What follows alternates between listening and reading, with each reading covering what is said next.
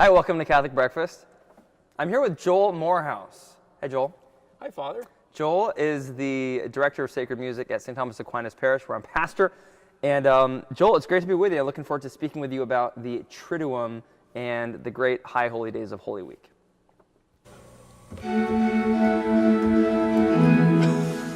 We're here to talk about the Triduum.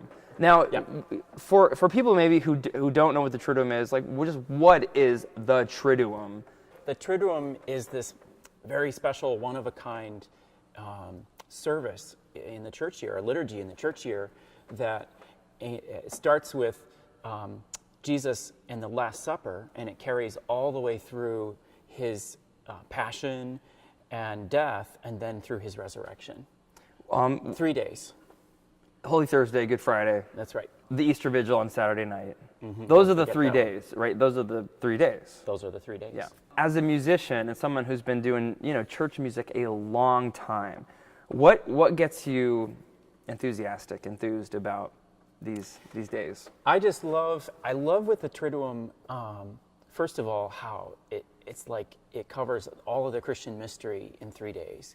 And it's, in that sense, it's sort of like a sampling of everything, everything crammed and concisely put into one liturgy that lasts for 3 days. So that's awesome. It's just everything all there. You've got the high glory of Holy Thursday with the Eucharist, Jesus giving us the Eucharist, and then you have sort of the ultimate sadness in human history, which is Jesus' death on the cross, and then the great surprise, which is the resurrection that comes through.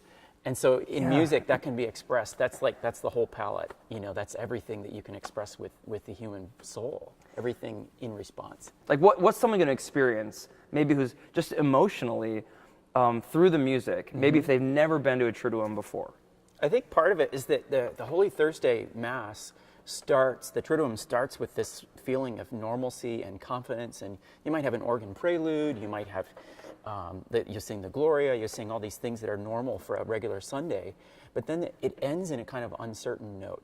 The Blessed Sacrament is not put in the tabernacle and everybody goes. We go to this time where suddenly the church is stripped and empty, and the Blessed Sacrament is somewhere else. And the Mass doesn't end, right? That's a huge... For a Catholic who's used to going to Sunday Mass, it's like, wait a minute, what just happened? We're open-ended here. Nobody says, go, the Mass is ended. Nobody says that. And so it's kind of, there's a sense of like, it starts with normalcy, and it actually, in the tradition, they would actually turn off the organ after singing the Gloria, and they wouldn't turn it on again until the Vigil. So it's kind of like the equipment, for some people, they think maybe it's like the equipment broke. Right? Suddenly we're singing only a cappella music, and suddenly the Mass, we don't get sent away the way we normally do. And what happened? Let me try this on for size. So if the organ, the organ has a special pride of place in the church, right? It's like the lungs of the church, kind of. The Good Friday is like the silence of God, right? I mean, Jesus speaks from the cross, but he enters into the silence of death, and the organ being shut off. Right. It's like it dies, so to speak. Is something like that going on there? It's exactly like that. It's like... I worked for many years as a school teacher, and sometimes when you want to be heard, you shout. But actually, more important, when you really need to be heard with your students, you lower your voice.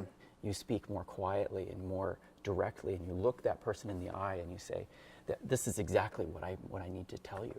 And those are some of the richest moments. And that's what we do musically for Good Friday. We like to, in our great tradition, we do music that's all a cappella, unaccompanied, unadorned. And it's some of the most beautiful music of the church year, but it's also kind of that shout by whispering. That's neat, yeah. In some ways, people who come to church on those days, it's as if God is whispering to them musically, or I mean, it's in cadences or in volumes that they just haven't, you just don't hear that in other times of the year. It's a different mode, right? It's not that all of a sudden everybody's going to have to put on like hearing aids or something. It's not quieter in that sense. It's just that people will find it to be very unusual, the way that the choir is singing with absolutely no accompaniment and with just the voice. Yeah. So let me ask you one more question. So a lot of people go to Sunday Mass on Easter Sunday. Yeah. But they haven't experienced Thursday, Friday, and Saturday night. Now, as Catholics, we have this thing called Holy Days of Obligation. But we don't say that Holy Thursday and Good Friday are Holy Days of Obligation. What would you say as a kind of invitation to someone maybe who says, oh, well, you know, hey, I'm busy, I'm busy, I got stuff going on, and come on, getting to Easter Sunday Mass is pretty good. What's the benefit for someone who catches Thursday, Friday, Saturday, and how's Sunday going to maybe be experienced differently? I think part of it is that Easter Sunday is sort of like the meal that's already been prepared. Everything's already done, everything's finished. But if you attend the whole Triduum, if you go through Holy Thursday, Good Friday, and the Vigil, it's kind of like you get to see all the work that went into preparing it. You get to see the messy kitchen. You get to see, you know, the ingredients that aren't all put together.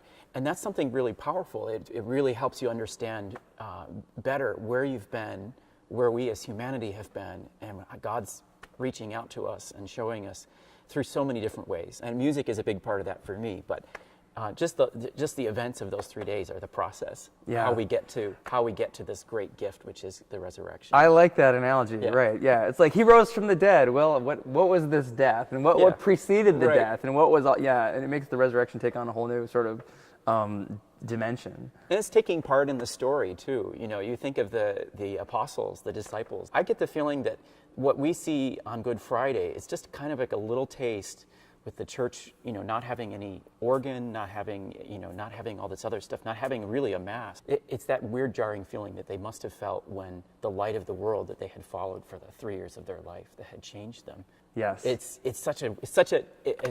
an experience that you've never seen anywhere else, and you won't experience anywhere else. And talk about the opposite of Easter, right? Yeah. The Holy Saturday is the counterpoint to what the glory of Easter Sunday is. Yeah. Well, I'm excited. I'm excited about the whole Triduum.